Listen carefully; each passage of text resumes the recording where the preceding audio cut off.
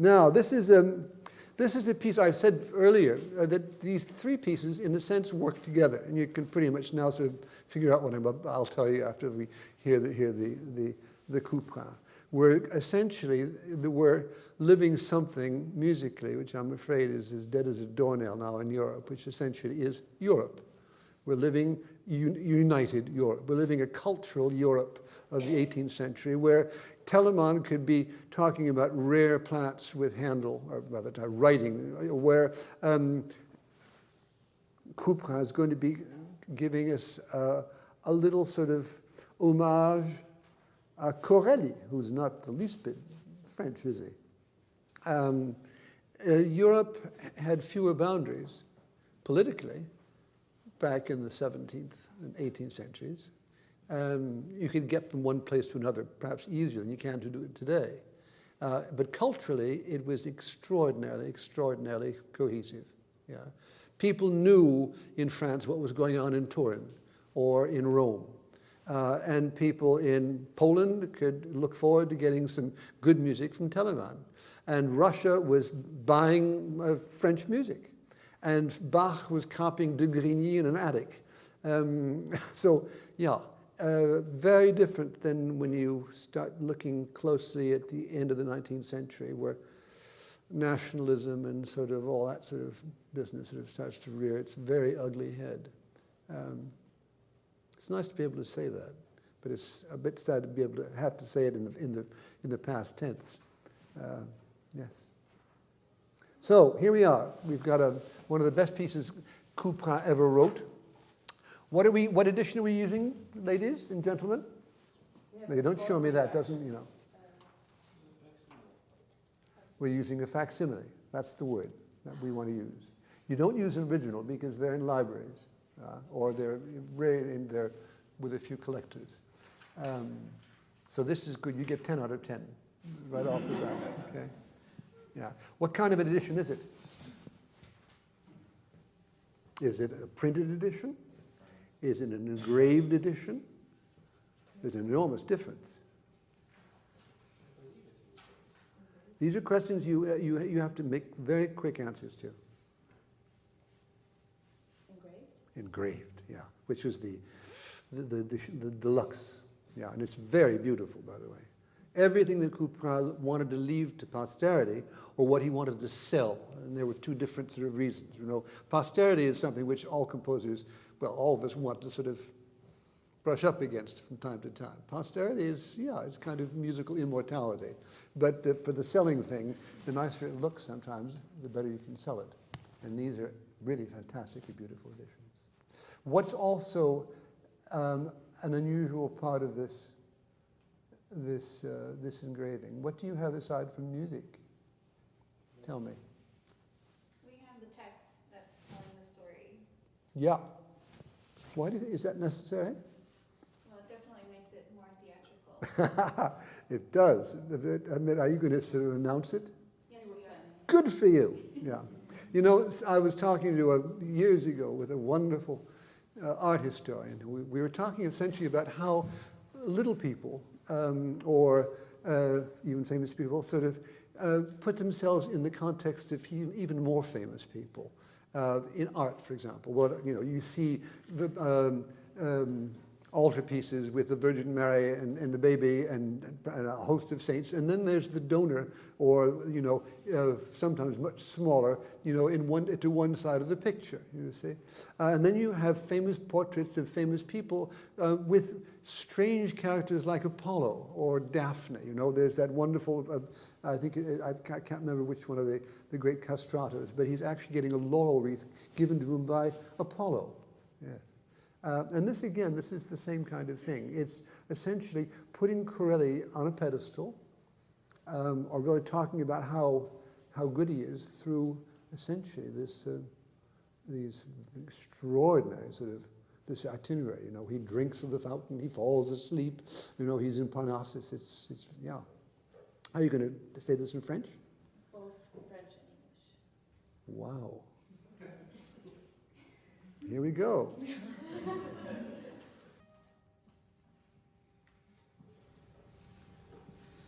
Le Parnasse, ou l'apothéose de Corelli. Corelli, au pied du Parnasse, prie les muses de le recevoir parmi elles. Corelli, at the foot of Mount Parnassus, asks the muses to receive him.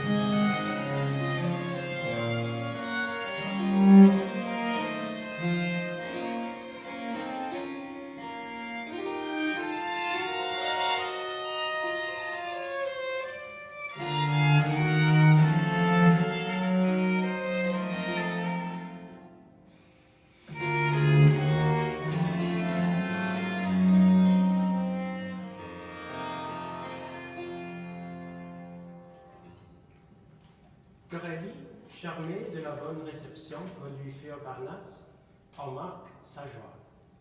Il continue avec ceux qui l'accompagnent.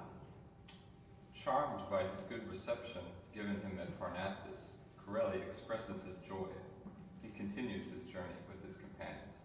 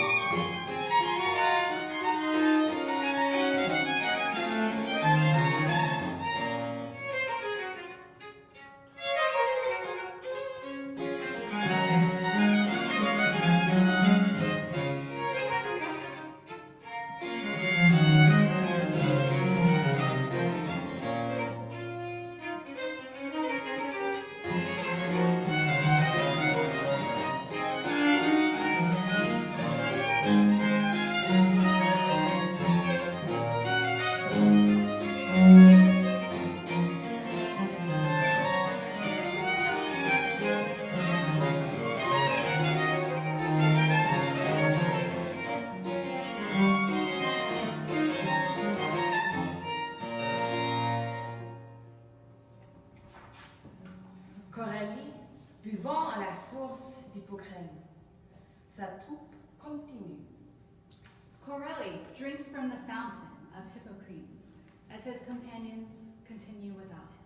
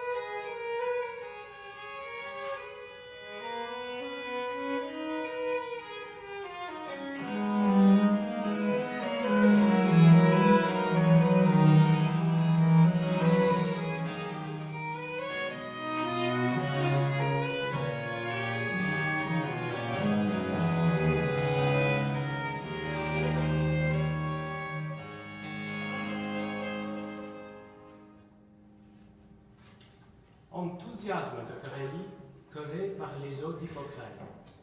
Corelli's exhilaration caused by drinking the waters of the Hippocrate.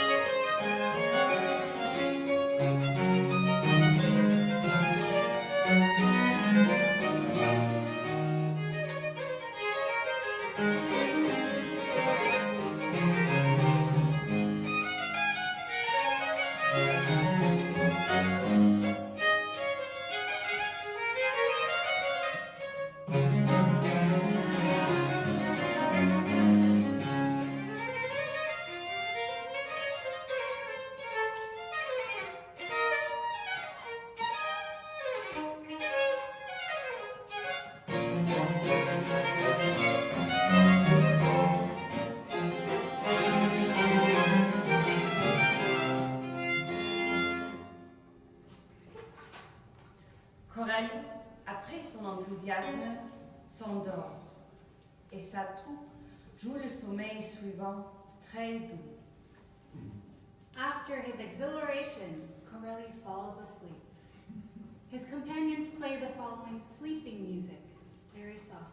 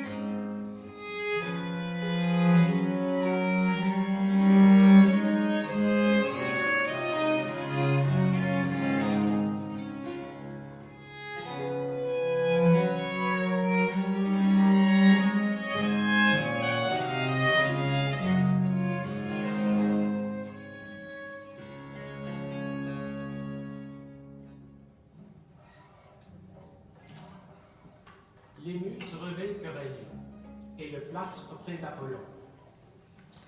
The Muses awaken Corelli and place him next to Apollo.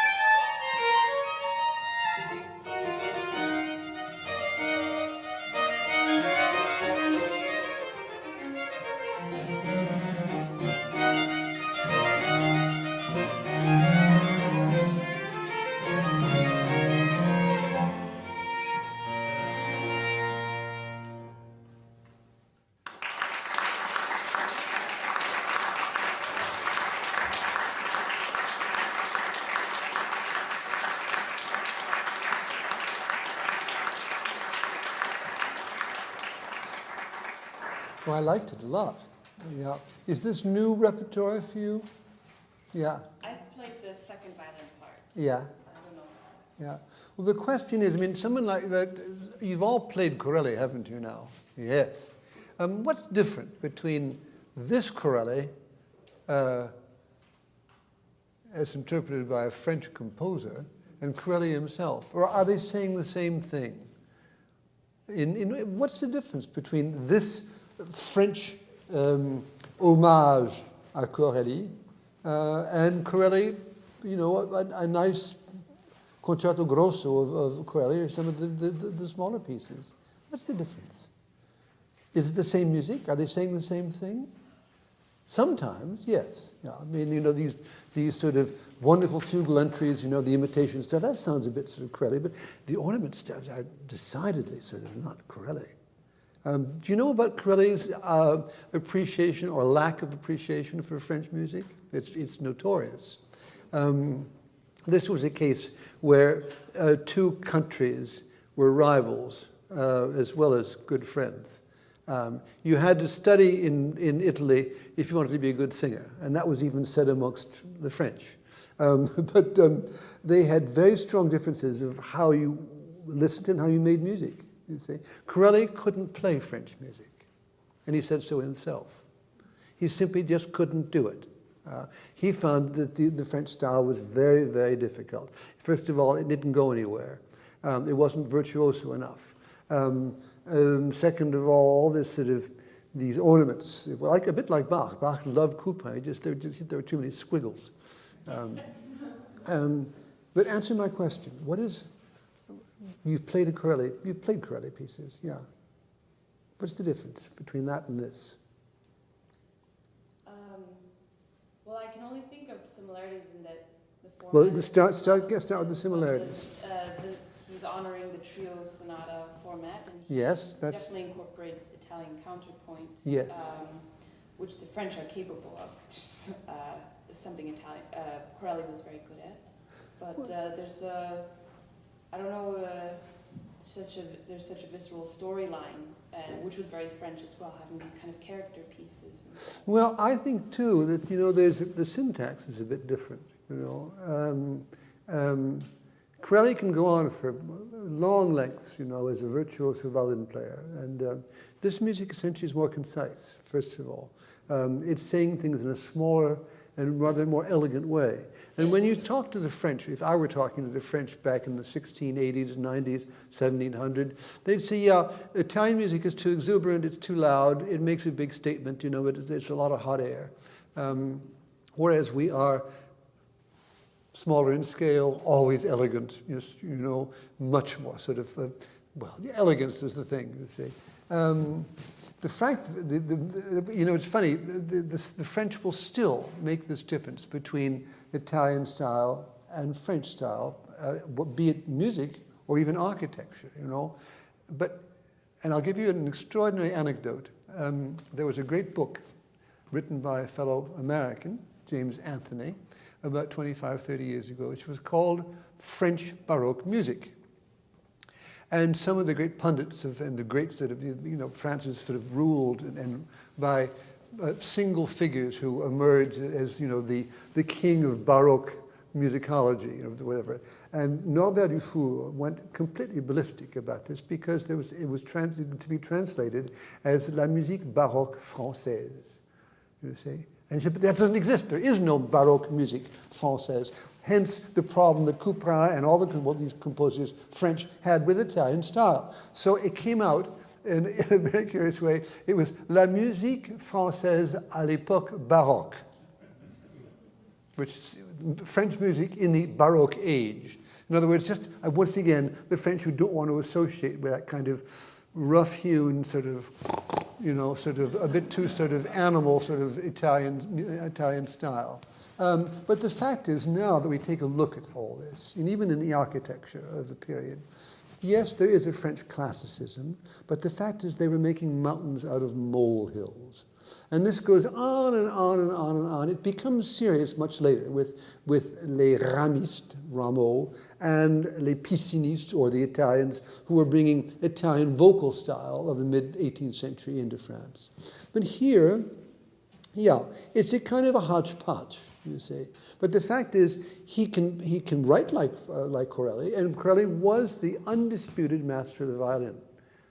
He was, when Handel went to Rome, who did he want for his first violin player? Corelli, you see. That's the most important thing, And when you wanted to go off to a really sort of avant-garde evening in Paris in the late 1600s, early 1700s, you would go off and hear Italian cantatas and Italian music, you see. But always with this funny sort of ambiguous, yeah. Now, there's lots to be talked about this piece because he gives you some very extraordinary sort of indications, doesn't he? You arrive at the middle of the piece, and all of a sudden you see something which is, he says, notes inégales et coulées. Corelli, après son enthousiasme, s'endort, et sa troupe joue de sommeil. Voilà. What we're saying essentially is we're not going to fool around with those eighth notes as we were doing before, or the 16th, are we?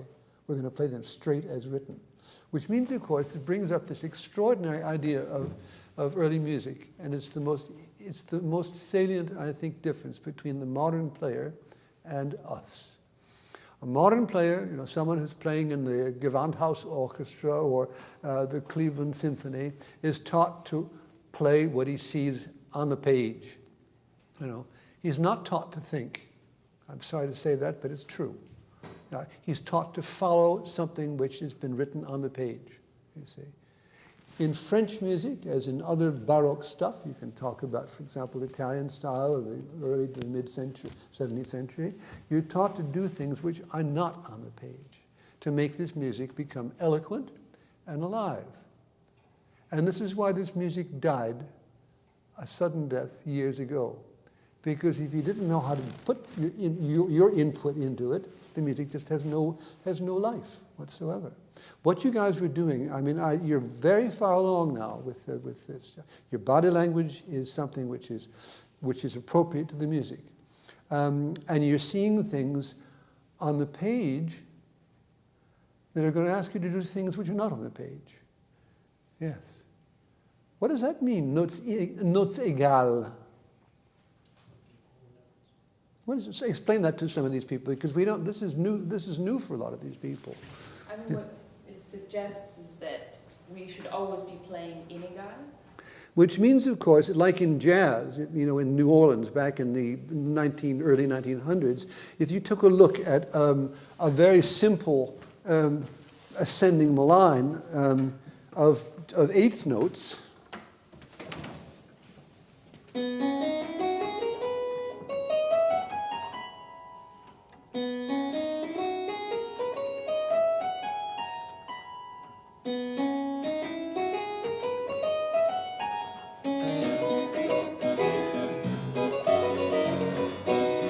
And that's written out, believe it or not, in equal notes.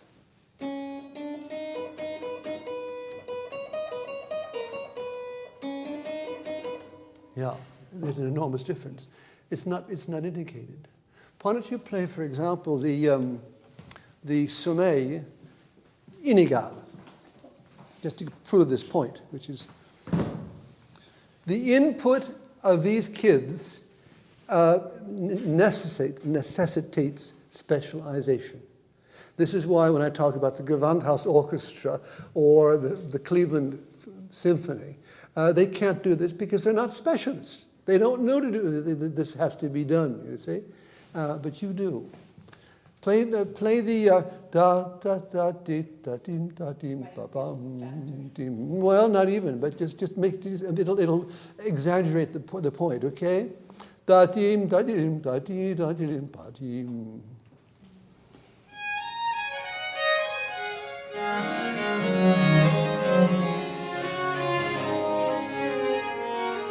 All right, now that's a convincing interpretation if that indeed he didn't write notes égales. And now play it once again in égal, and then right after that égal, okay?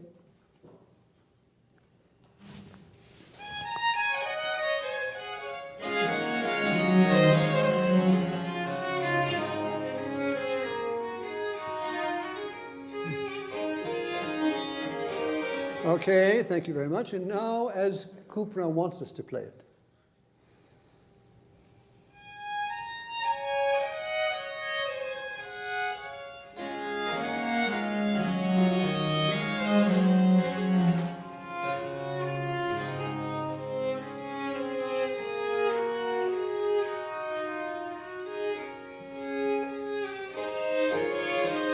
Thank you. I think, yeah. The lesson's been learned, I think, yes. What would I say if I wanted you to play it more like I like it? That's what Masterclasses are all about, isn't it? Yeah. And next week you'll have someone who'll say, oh, why are you doing that? And you'll say, well, that's because Christie told me to do so. You know, yeah. Yeah, that's the way it works. I find the tempi just a slight bit précautionneux. You know what that means? You're French. No, I'm Italian. Oh, that's almost the same. Yeah, it's almost the same thing. By the way, if you give this in public performance, you cannot say, for example, I'm going to pick on you, the enthusiasm of Corelli caused by the hypocritical. It just doesn't work. No. The enthusiasm of Corelli having, yes, drunk the waters of the hypocrite, yes, and get them all excited and perhaps, use the same rhythm and the same vitality as the ladies are going to be giving us shortly afterwards. Yeah. Otherwise, it falls pretty flat in his face. Yes. Yes, I find the tempi just a little bit precautionary. I think that, if Corelli were playing this, and he wouldn't play it with the ornaments, because he didn't know how to play ornaments, essentially, I think he'd be choosing Italian tempi that are faster. Now, there's one other thing that's important in French music. Italian music explodes in every sense. That's that wonderful bit of Leonardo where he's got that naked man pushing out in all four directions with two hands and two legs within a framework. That's la modération. That's someone who's staying within the boundaries of a defined space. That's French. But you've got to fill the space. Yeah. If it were Italian music, you'd be outside the boundaries. Yeah, exactly. In other words, the framework would be too big for essentially the gestures that you want to, or too small for the gestures you want to use. You see? You're almost there, which means that I think just even a little bit more input. You both have lovely body language. It's wonderful to watch you. But curious enough, the sound is a little bit paler than what I see visual. The visual side of things. Yeah. Don't be afraid of expressing yourself in French music. Yes, it might be more elegant. It might be, yes, but it has still a lot to say and a lot of energy to say it with. That's important. Yeah. Are you all playing French music here? Yeah. Yeah. That's very good. This, of course, was the neglected, really unloved repertoire, and it still is in many conservatories. They just don't do it. And I must say, it's a terrible thing to say, but it's something one shouldn't end with.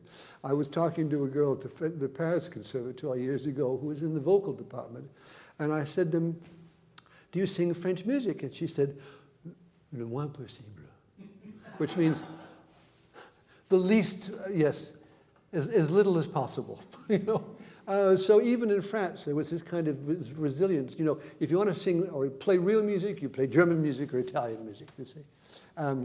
But they've missed the boat because this stuff is just as good. And you've done very well.